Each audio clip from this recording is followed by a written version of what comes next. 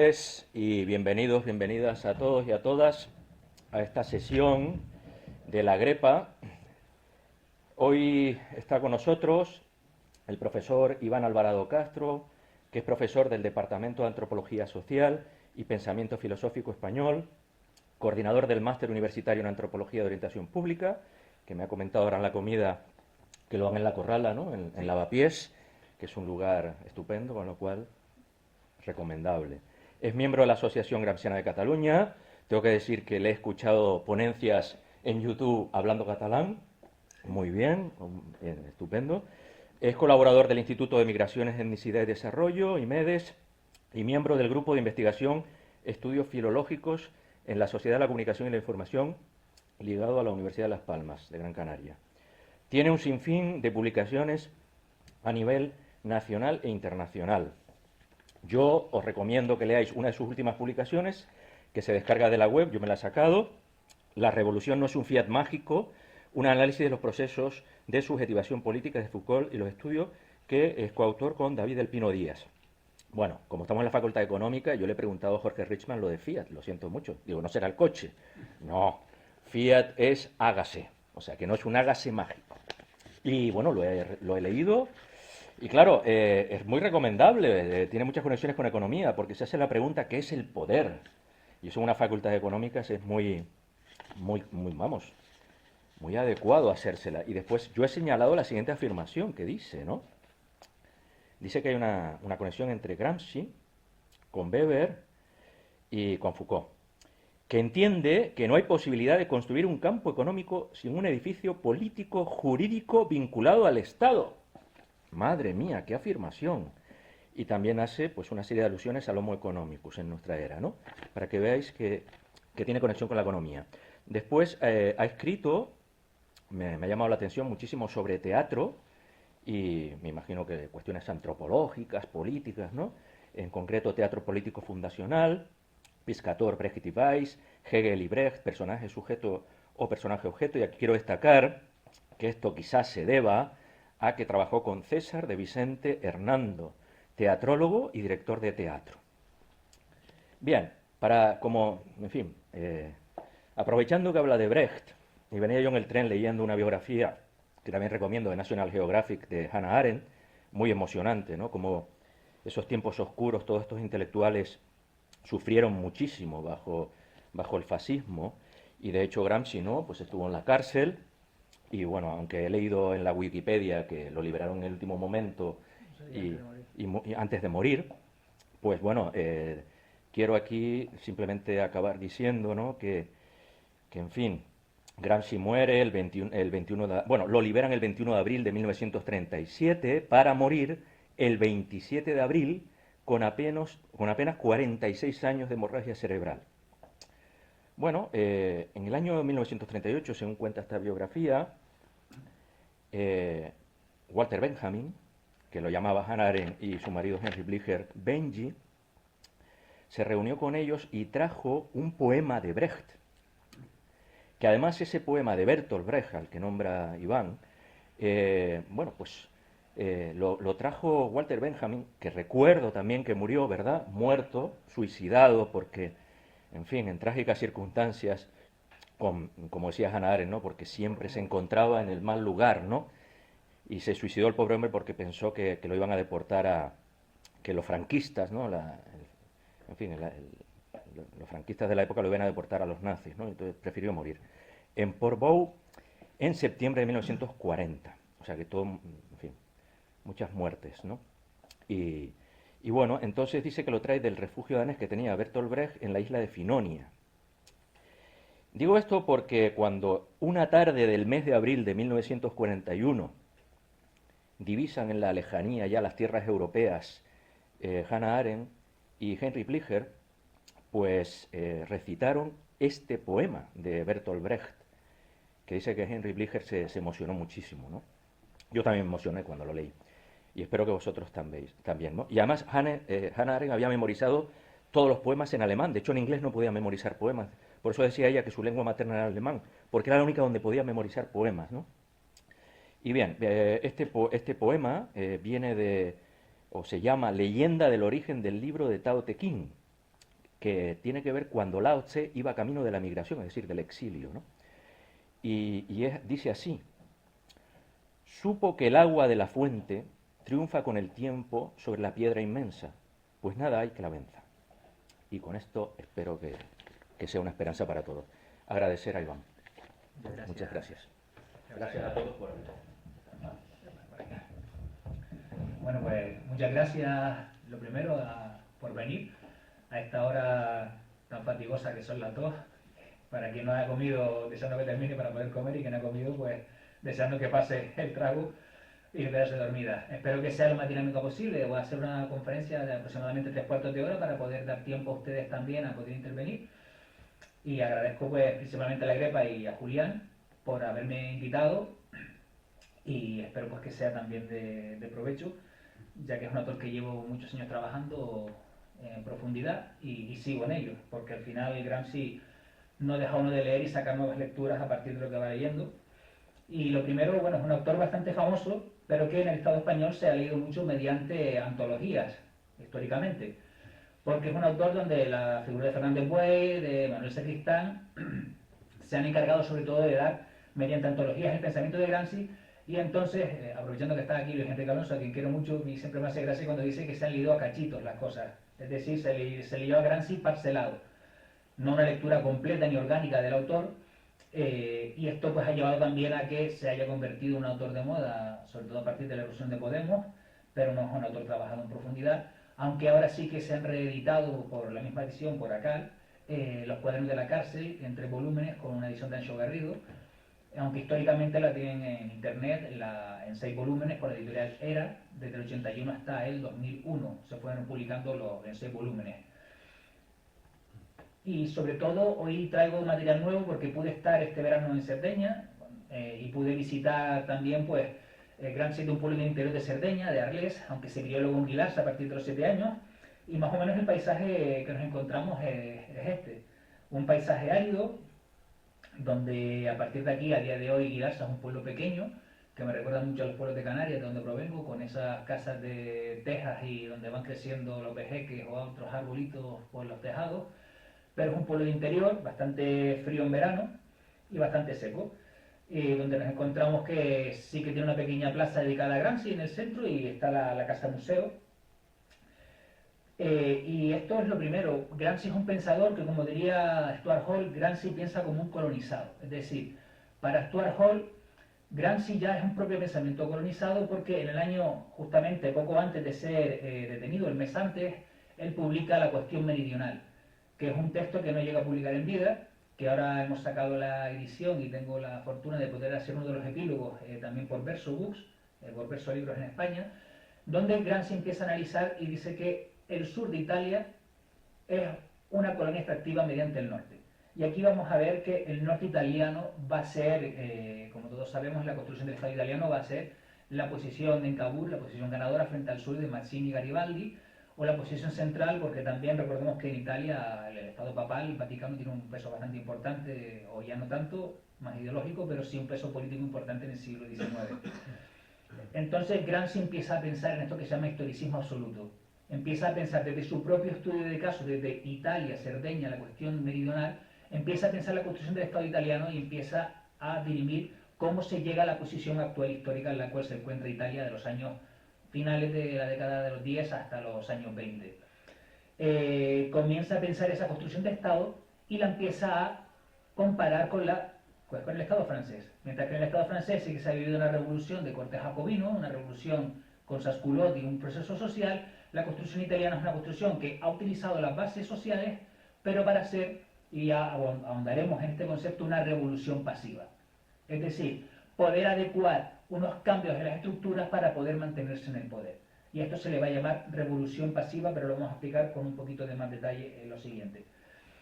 Entonces, tanto las tesis de Lyon, que es un borrador, son las tesis en las cuales Gramsci se convierte en el dirigente del Partido Comunista de Italia, después de que la anterior directiva estuviera detenida. Gramsci, dirigente del Partido Comunista de Italia, en la sesión de Livorno, se llama, pero preparan las tesis de Lyon, que son las tesis de partido, y aquí comienza a hablar de que hay que trabajar con los intelectuales del norte, del sur y sobre todo con la parte del clero. Y aquí vamos a ver ya el primer punto importante, qué significa ser intelectual en Gramsci. Porque para Gramsci todos los hombres, ojito, el lenguaje de este momento histórico, son filósofos. Solamente va a ser su posición, su rol social lo que los convierte en intelectuales. Y vamos a ahondar porque para comprender el concepto de hegemonía, comprender qué significa intelectual en Gramsci es muy importante. Las tesis de Lyon van a ser el momento en el cual Gramsci se hace con la fuerza del Partido Comunista de Italia y sobre todo comienza la bolchevización del Partido Comunista de Italia. Es decir, comenzar a llevar el Partido Comunista hacia unas posiciones que puedan ser adecuadas a Europa Occidental. Y también vamos a introducir un concepto que vamos a hablar más adelante, que es frente a la guerra de maniobras, que va a ser el enfoque oriental, Lenin, ¿vale?, a una guerra de trincheras, a una guerra de posiciones que va a ser la occidental. Y vamos a explicar también este concepto más adelante. Por lo tanto, Gramsci, que esto también está sacado de la Casa Museo, este es su carnet de la Cominter, cuando puede visitar la Unión Soviética en el año 22-23, tiene algunas reuniones con Vladimir Ilich, siempre le va a llamar así en los cuadernos de la cárcel, que va a ser hoy la centralidad de la ponencia. Los cuadernos de la cárcel tienen también la peculiaridad de que tenemos que leer todo el rato entre líneas. Son unos cuadernos que yo creo que están bastante estigmatizados en cuanto a dificultad, no son tan complicados de leer, pero sí que tienen algunas peculiaridades internas, y es que sobre todo lo que escribía Gramsci era pasado por censura, por lo tanto él tenía que pasar la censura. Entonces, ¿qué hacía? Se censuraba el primero para evitar la censura después. Entonces muchas veces hablaba de Vladimir Ilich en vez de Lenin, o hablaba de filosofía de la praxis en vez de hablar de marxismo o de comunismo, y son conceptos que tenemos que entender cómo los está usando en los cuadernos. Lo interesante en Gramsci va a ser que antes de la cárcel, antes de convertirse además en líder del Partido Comunista de Italia, él sale de Cerdeña y va a Turín, comienza a formarse, conoce muy bien la filosofía de Benedetto Croce, de Santis, y empieza a conocer muy bien sobre todo los autores idealistas del momento en Italia, y empieza también a elaborar por la vía consejista. Por eso va a ser importante esto del fiat mágico, lo vamos a ver después. En los años 19-20, en el rebufo de lo que va a ser la Revolución Soviética del 17, nos vamos a encontrar que obviamente tenemos los 100 días, los Lenin Boys en Hungría, tenemos el gobierno o las posibilidades de gobierno consejistas en Alemania, donde sí que tienen, y lo que hablábamos justamente con Luis Enrique, pues Ernst Toller consigue tener el Consejo de Múnich, y nos vamos a encontrar que hay un cierto dominio por la vía consejista en algunos países, y en Italia también se le llama el bienio rojo a los años 19-20, con el control obrero de la producción de las fábricas, sobre todo de las fábricas del norte. Obviamente porque el sur está desarticulado en cuanto a producción fabril. Una vez que Gramsci ve que esta vía no es posible, empieza a organizar el partido para buscar un modo de adecuar la lucha al momento histórico para el caso italiano. Y esto va a ser importante. Fíjense en esta foto, Gramsci está en el centro, fíjense que está sentado, parece un muñequito por el tamaño que tenía. Él tenía una enfermedad que se llamaba enfermedad de Pot, que le impidió crecer más allá de 1,40 m y tantos, y se fue encorvando con el paso del tiempo. Vamos a ver una degeneración además muy fuerte en la cárcel por su mala salud. Pero sobre todo hay una anécdota muy, muy cariñosa, y es que cuando lo detienen en Baustica, que es una isla del sur de Italia, es la primera de las prisiones que están varias prisiones, y en ese viaje a Baustica, pues claro, hoy en día si ponemos cualquiera de nuestros nombres en internet saldría el nombre de cualquiera de nosotros y vemos una foto, nos hacemos una idea, en aquel momento histórico no. Entonces cuando lo van a detener y miran la ficha y miran quién es Gramsci, dice, o sea, usted no puede ser Gramsci. Y nos viene esa imagen mitológica. Gramsci para mí es un gigante, usted no puede ser el dirigente del Partido Comunista de Italia. Le dice la persona que lo va a encerrar. Porque muchos de los que están trabajando bajo los elementos del fascismo obviamente son personajes también de la resistencia, pero por sobrevivir se tiene que colaborar en algunos aspectos. Esto va a ser interesante también en cómo se consigue la figura de Antonio Gramsci cuando es detenido. Él tiene un texto justamente que dice odio a los indiferentes. Este texto además se teatralizó con César de Vicente, que lo hemos citado antes, y se hizo un monólogo teatral que se llamaba Odio a los indiferentes, porque vivir significa tomar partido. Y aquí Gramsci en este texto, que ha presentado en el año 16 en unos textos que se llama Sota de la Mole, abajo del muro, y que posteriormente rehace para convertir en este texto de Odio a los indiferentes, está justamente hablando en algo muy interesante para los antropólogos, que es que la indiferencia es el peso muerto de la historia. El no hacer quiere decir que se hace, pero se hace en una dirección diferente. Por lo tanto, Gramsci centra toda su atención en cómo conseguir la reactivación política del sujeto. Entonces, cuando el 8 de noviembre de 1925 es detenido, es diputado del Partido Comunista de Italia, es diputado italiano, por lo tanto, eso del tema del aforamiento ya existía en aquella época y el aforamiento no es respetado. Y lo que dice el fiscal Michel Inspro, dice que durante 20 años debemos impedir funcionar a ese cerebro. Gramsci, además de ser una persona pequeña, era una persona con una voz muy endeble, muy débil, entonces cuando hablaba, la bancada fascista se tenía que acercar. Obviamente hoy en día tenemos micro, en aquel momento histórico pues los sistemas de sonido y de audio no eran tan potentes. Entonces decía la gente que asistía al Parlamento de Italia que se iba amontonando la bancada fascista para escucharlo, porque cuando hablaba Gramsci todo el mundo escuchaba lo que decía. Su último texto como parlamentario justamente va contra la prohibición de la masonería. Y lo que le dice a Mussolini es: usted va a prohibir la masonería porque el siguiente paso va a ser prohibir otras fundaciones, hasta prohibir el Partido Comunista y prohibir la legalidad democrática. Y esto también va a aparecer mucho en los cuadernos. Por lo tanto, es un autor que ya sabe la estrategia fascista, está intentando desmontarla y eso es lo que le lleva a prisión. Hay otras personas como Matteotti que han muerto antes en ese proceso. Y justamente la muerte, el asesinato de Matteotti lo que hace también activar un poco más la calle y recrudecer un poco la lucha de calle en Italia, lo cual en ese contexto se encierra Gramsci. Y esta es una foto ya en Ústica, fíjense el tamaño de Gramsci en ese momento. Y vamos a ver una correlación que me parece bastante bonita.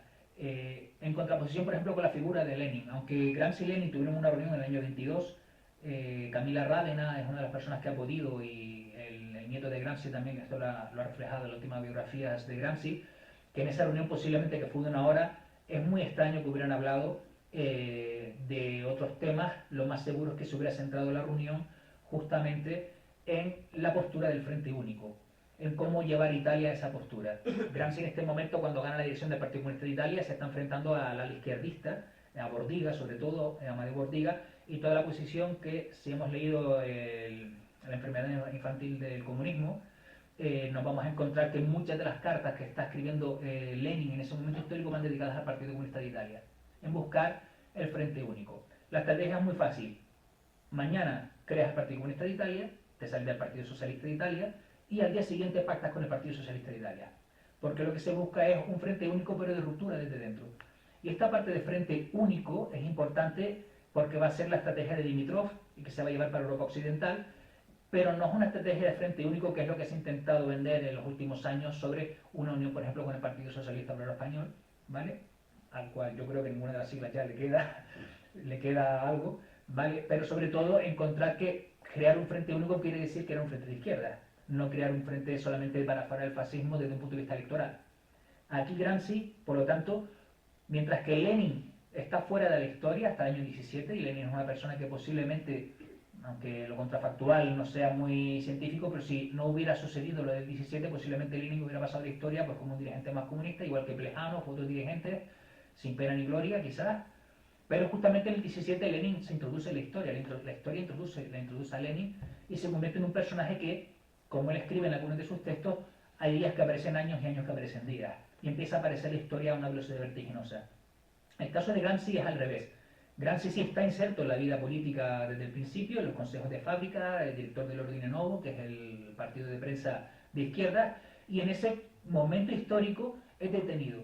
Cuando Gramsci cuando es detenido en el 25, en el 27 le escribe, en una de las cartas que escribe, porque sobre todo la relación epistolar va a ser con su cuñada, no con su mujer es rusa, es con su cuñada Tania, y le dice: tengo que escribir Furewig. El Furewig en la partícula alemana, los alemanes pueden decir immer para hablar de siempre, pero cuando se habla de Furewig se habla de trascendencia. Yo quiero escribir para trascender al momento histórico. Entonces, Gramsci, mediante los cuadernos, lo que pretende es insertarse en la historia. Voy a escribir para que cuando no esté, poder seguir siendo recordado.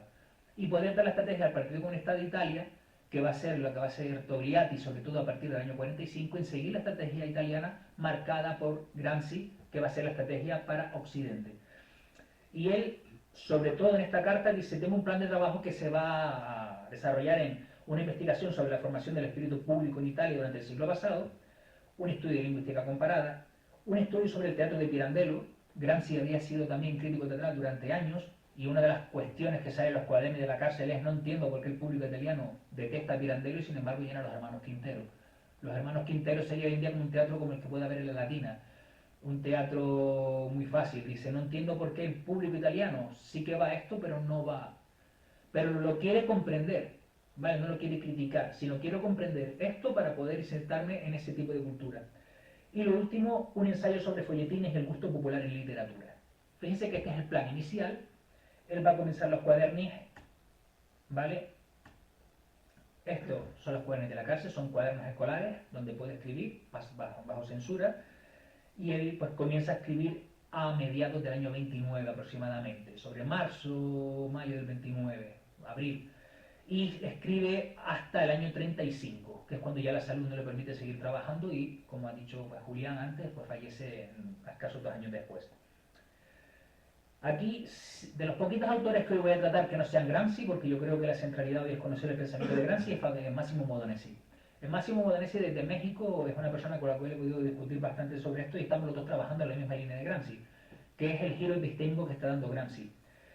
El leitmotiv de buscar cómo el sujeto político se convierte en sujeto, como también hablaría Ibáñez, como el sujeto del enunciado, no un sujeto asujetado, un sujeto que padece la acción, sino como un sujeto que pueda hacer la acción. Por lo tanto, es un proceso que va desde la subalternidad, como paso 1, la autonomía y la hegemonía. Y vamos a explicar este proceso siguiendo la indicación de Modenesi. Lo primero, aquí no se lee porque se ve bastante débil, pero pone cuaderno sobre las clases subalternas, el cuaderno 25 de la cárcel. Y es sobre todo la subalternidad comienza desde la espontaneidad. Y el elemento de espontaneidad es importante en Gramsci. Los elementos sociales no son controlables, no sabemos lo que va a pasar. Por lo tanto, hay que trabajar a partir de la espontaneidad del sujeto. Esa espontaneidad, como dice acá, es importante en tanto en cuanto que podemos trabajar a partir de ella. Los sujetos parten siempre de un trabajo de sentido común.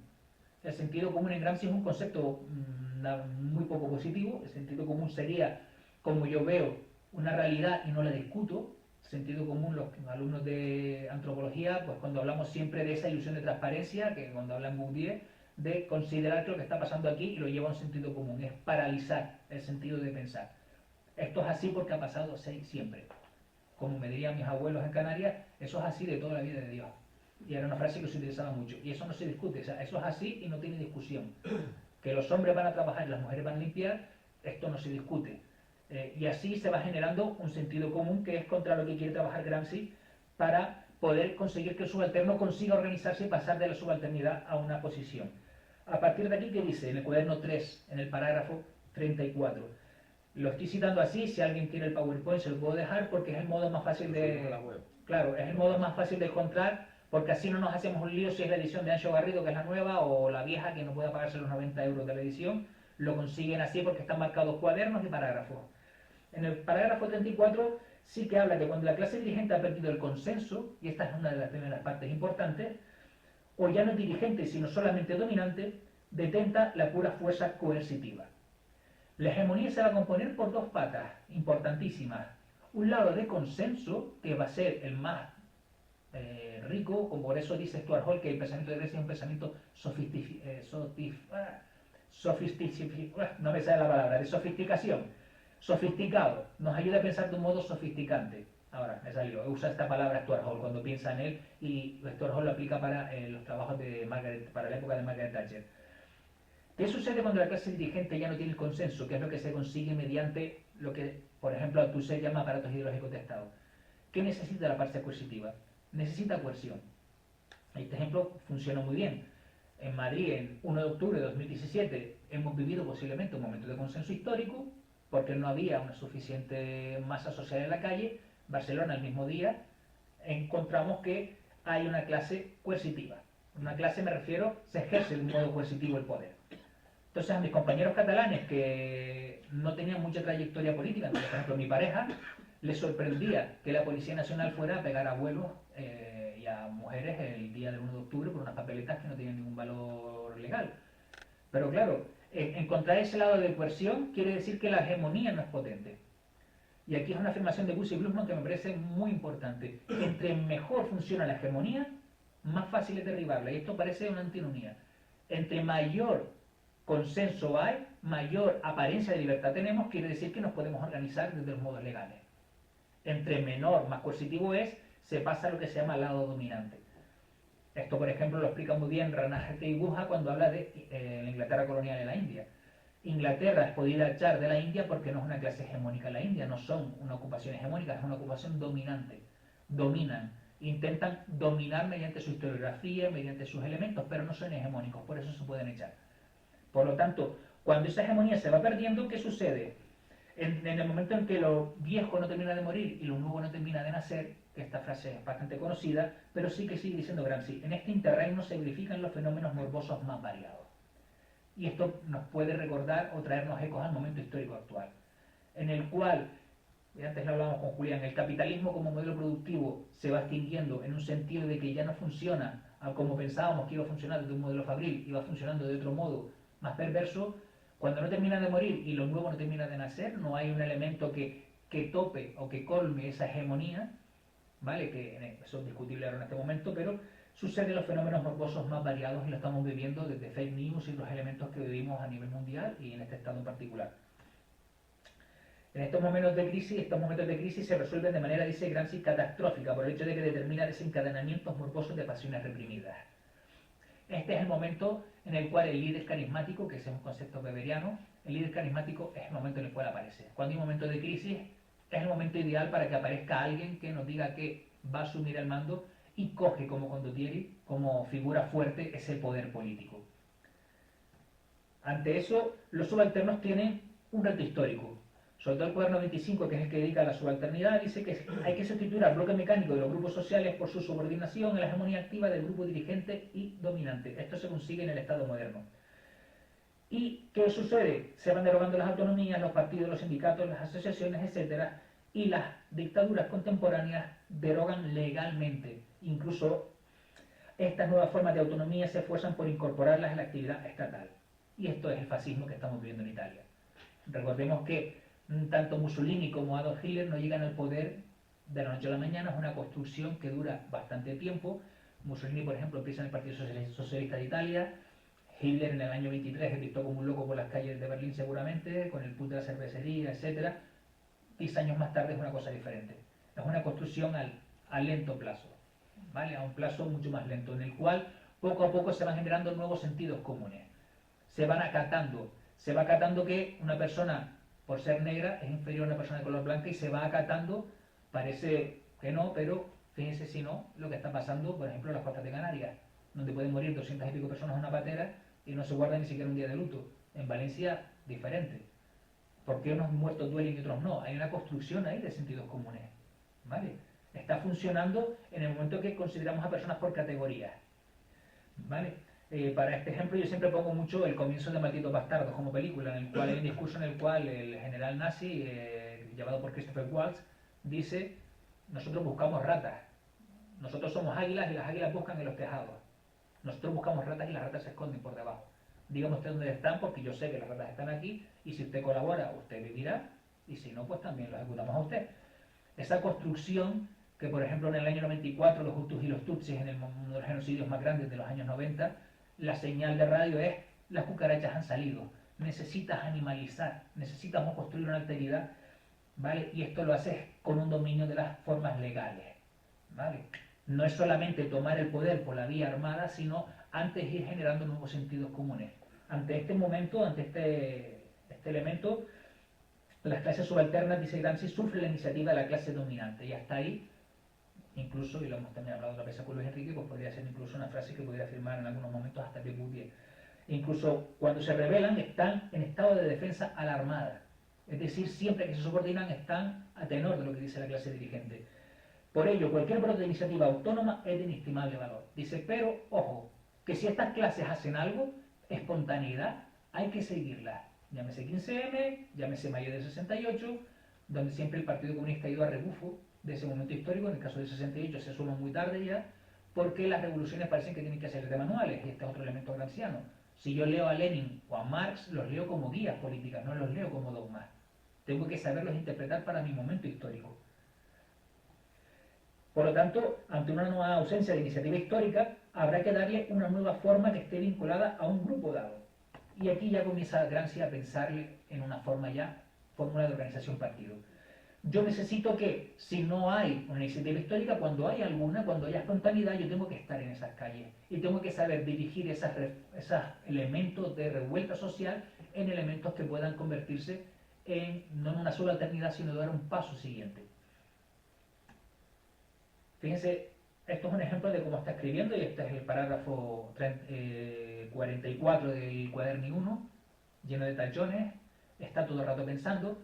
Aquí sí que hay un dirigente histórico del partido que está en Londres, que es quien le pasa continuamente libros. Él hace un pedido de libros y él se los pasa desde Londres y le va dando las últimas novedades de libros. Por lo tanto, se va enterando de lo que va pasando por medio de los libros, pero no tanto por la vinculación política, porque ahí sí que está aislado. Por lo tanto, cuando quiere escribir a Togliatti, tiene que escribirle a su cuñada como carta personal para que su cuñada le diga a Togliatti lo que le ha dicho. Togliatti entonces le vuelve a escribir a la cuñada le escribe a él, y es una triangulación donde Togliatti le oculta alguna de las fórmulas, porque Gramsci, en una de las cartas que está haciendo desde la prisión, le está pidiendo sobre todo al Comité Central del Partido Comunista Soviético: ustedes son la vanguardia y ustedes no pueden tener una decisión, ustedes no puede haber lo que luego pasa entre Stalin y el resto del partido, ¿no? Porque al final se queda él solo, ya que asesina al resto. No puede haber una fractura tan fuerte, ustedes no pueden fracturarse ahora. Ante ese momento de crítica directa, Togliatti lo que hace es obviar esa carta, intentar que no llegue, y sobre todo intentar aislar a Gramsci de lo que está pasando en la Unión Soviética, donde no se hizo, por ejemplo, nada por rescatarlo, siendo el Partido Comunista de Italia un partido pues, con cierta envergadura en ese momento histórico, pero Gramsci era el secretario general. Por lo tanto, pensar la subalternidad es pensar en cómo se dan pasos hacia la autonomía. El subalterno necesita crear sus propias estructuras, que a veces van a ser subsumidas, van a pasar a los elementos dominantes hegemónicos, y otras veces van a poder generar un proceso de elementos propios, que algunas veces van a llegar a partido político. Y que cuando llegan a partido político tienen que reivindicar esos subalternos, traer también a cuadros de la vieja política y poderse nutrir de ellas para generar formaciones que afirmen una autonomía integral. Cuando se consigue esa autonomía, y esa autonomía no va a ser solamente el partido, van a ser instituciones también culturales, es cuando se va a poder generar o poder diseñar un modo de vida diferente. Porque en Gramsci el intelectual es un mediador. Y esto es muy importante. El intelectual solo es encargado del grupo dominante para que se ejerza el poder. El intelectual no está solamente ligado al partido. El intelectual es también aquel periodista que trabaja para los grupos hegemónicos, es también aquel maestro de escuela. Hasta el punto que Gramsci en el cuaderno 22, que es el de americanismo y fordismo, dice: la hegemonía nace en la fábrica. Son los dirigentes de fábrica, son los cuadros medios los que generan hegemonía, porque son los que tienen influencia sobre el resto. Por eso es importante, Pasolini es un gran apasionado de la obra de Gramsci, dedica gran parte de su literatura y en sus películas algunos elementos a Gramsci. Es importante porque él concibe que tiene que ser un intelectual de esa, vamos a llamarlo ya posteriormente, contrahegemonía, aunque eso no es un concepto gramsciano. Por lo tanto, ante esto es otra vez la cita que hemos dicho antes: conseguir liderar los intelectuales esos movimientos de la subalternidad no tiene valor. O sea, es necesario en el momento histórico estar organizando como intelectuales los cuadros medios y los cuadros intelectuales a esa clase trabajadora. ¿Por qué? Antes de llegar al poder, antes de ser hegemónico, todo el grupo social tiene que ser, antes de ello, tener un plan hegemónico. Esto es lo que Raymond Williams posteriormente, sobre todo en marxismo y literatura, acuña como contrahegemonía. Es decir, que no es un concepto gramsciano, pero sí que lo explica Gramsci. Yo tengo que tener una hegemonía política antes de llegar al gobierno. No puedo llegar y a partir de ahí montar la hegemonía, sino que tengo que tener antes clara cómo llegar a esa posición. Sí, sobre todo en el quehacer de Lenin. Lenin está pensando cómo organizar el partido para que el partido se convierta como en una fábrica, en el sentido de organización efectiva. Recordemos que Lenin está también fascinado por el taylorismo y todos los modos de producción también de ese momento histórico. El americanismo y fordismo, lo que dice Gramsci es la cita que he dicho antes: la fábrica es donde también tiene que funcionar como un partido. No el partido como una fábrica, sino la fábrica como un partido. Tenemos que organizar la clase operaria, la clase trabajadora que está en esa fábrica. Por lo tanto, los dirigentes de fábrica son también intelectuales. Los intelectuales que escriben en prensa son intelectuales. Las obras teatrales que se hagan son también hechas por intelectuales. Es una comprensión holística de la hegemonía y comprender que para yo tener un proyecto contrahegemónico necesito tener varios factores, no solamente el partido, al cual vamos a llegar en breve. ¿Qué sucede? Si esto, en el caso de Lenin, se consigue mediante la vía revolucionaria armada, en lo que se llama corta revolución, en un momento histórico que se abre la oportunidad, y Lenin en el paso de los tiempos consigue llegar al poder, dice, en Oriente el Estado es todo, la sociedad civil era primitiva y gelatinosa, en Occidente, entre Estado y sociedad civil había una justa relación y un temblor del Estado se discernía de inmediato con una robusta estructura de la sociedad civil. El Estado es una trinchera avanzada, y esto es importante, tras la cual se halla una robusta cadena de fortalezas y de casamatas. Volvemos también a una lectura del Estado muy weberiana. El Estado es aquello que tengo que ir conquistando poco a poco. Necesito, en esa guerra de trincheras, ir sorteando todos los elementos que me va poniendo el Estado. Generar medios autónomos que pueden enfrentarse a la estructura estatal que ejerce la hegemonía. Y de aquí el fiat rojo, porque cuando habla del fiat mágico te está hablando también del fiat en un sentido de la fábrica mágica, porque Gramsci ha sido uno de los agitadores máximos de la fábrica Fiat. Por lo tanto, en un texto que se llama Utopía, que es un texto precarcelario del año, yo creo que del año 16, si no me falla la memoria, ya le está hablando de que el socialismo se construye mediante un proceso. En ese proceso, para Gramsci, el hombre dice, esta es la pregunta primera y principal de la filosofía, pero a nosotros no nos interesa lo que cada hombre aislado, que además significa que es cada hombre aislado en cada momento aislado.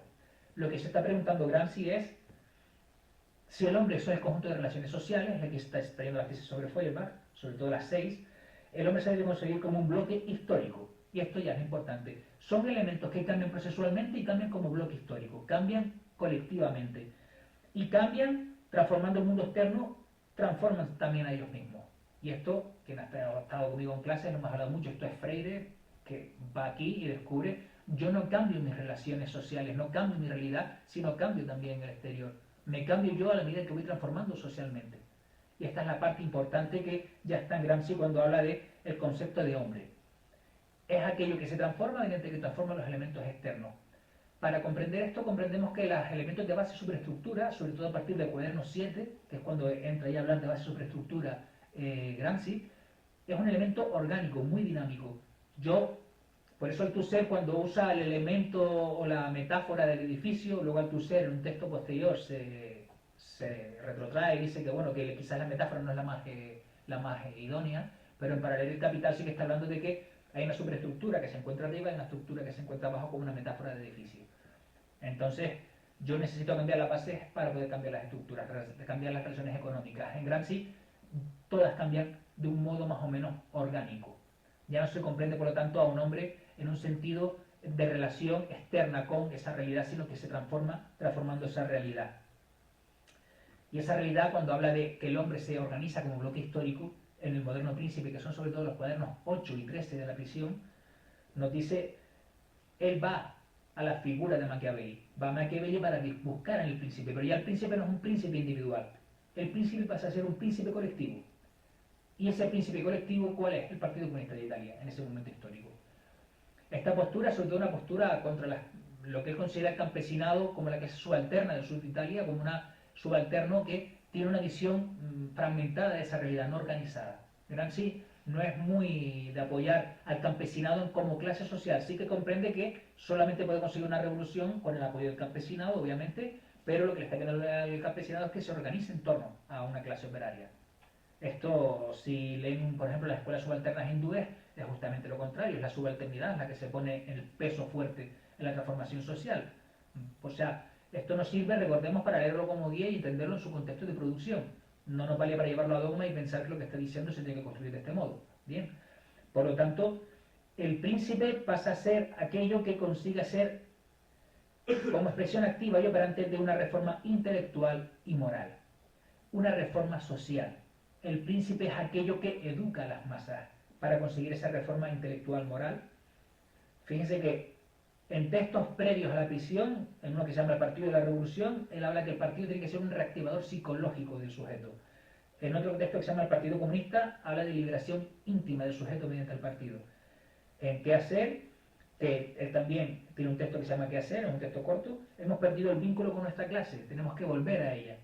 En un texto dedicado a Lenin que se llama Jefe, dice que la dictadura del proletariado tiene que ser extensiva, llegar a todas las bases capilares de la sociedad. Por lo tanto, hay que tener la necesidad de un partido de masas, de fase de resistencia, reactivación y ofensiva. Se resiste, subalterno, se reactiva, momentos autónomos, y ofensiva cuando se es hegemónico. En la preparación del tercer congreso, que va a ser luego las tesis de Lyon, el partido va unido físicamente a su clase. Y ya con las tesis de Lyon, que es el último texto, los textos están colocados por cronología, hay que hacer una bolchevización del partido. El partido necesita adecuarse como un sentido bolchevique a la hora de poder luchar en el contexto en el cual estamos. Se convierte, por lo tanto, en comprender la transformación social como fases moleculares. Tenemos que entrar en las fases capilares de la sociedad. Tenemos que comprender, para los casos de transformación social, qué libros se están produciendo, qué opúsculos se están produciendo, qué artículos, qué revistas, qué periódicos. Y esta metodología que nos está ofreciendo Gramsci es sobre todo la metodología, y por eso es importante, y quería rescatar a otro autor hoy diferente a Gramsci, que es Raymond Williams. Por eso La larga revolución de Williams ha sido nuestro primer proyecto de serie editorial a la hora de poder sacar la edición en español con el apoyo de la Raymond Williams Society. ¿Por qué? Porque sí que en Williams encontramos también que él habla de larga revolución. Si Inglaterra ha vivido una triple revolución, una revolución política, una revolución social, una revolución económica, esas revoluciones son importantes para entender los cambios tecnológicos fabriles de Inglaterra, pero también cómo se adecúan las estructuras políticas inglesas. Pero para conseguir esa transformación, Williams, ¿cómo atiende? ¿A qué prensa se está produciendo en Inglaterra? Y entra a desgranar la prensa británica del siglo XIX de un modo exquisito. ¿Qué tipo de educación se está dando al alumnado? El inglés como idioma vehicular, en el caso italiano es muy importante porque en Italia no hablan italiano en el siglo XIX, no se podrían comprender entre ellas. Por eso los papeles televisivos son importantes, porque son articuladores de la lengua. La RAE viene a ser aquella unificación de la lengua del italiano, de que todas tenemos una misma lengua. Pero eso pasa en todos los sitios.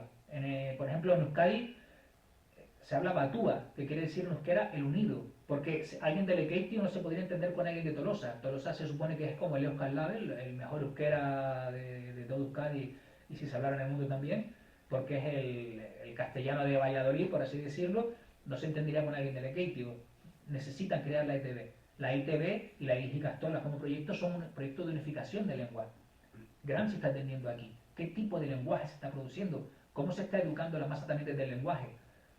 Entonces Williams, en todo ese proyecto, quiere también comprender la producción de novela británica histórica, la producción de novela real histórica y el teatro que se está produciendo en la Inglaterra del siglo XIX.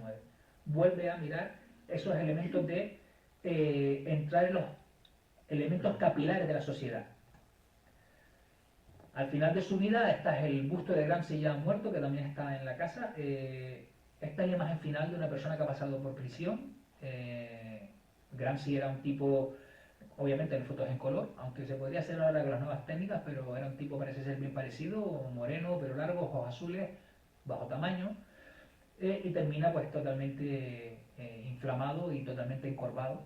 Entonces esa persona jorobada, sin embargo, en ese elemento de derrota, que hoy en día, ciento y tantos años después de todos estos procesos revolucionarios, ciento y pocos años, y a casi 90 años del comienzo de los cuadernos de la cárcel, que se siga hablando de Gramsci quiere decir que este pensamiento sigue vivo y que sobre todo es una persona que está pensando en cómo adecuar, cómo poder hacer política en ese momento histórico. ¿Vale?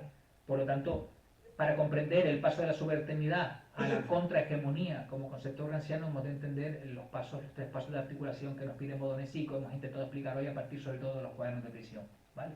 Y esto sería la ponencia en los 45 minutos prometidos, que mi ritmo es un poco alemán, pero ahora podemos hablarlo. Gracias. Lo que tienen aquí cuando suba es sobre todo bibliografía.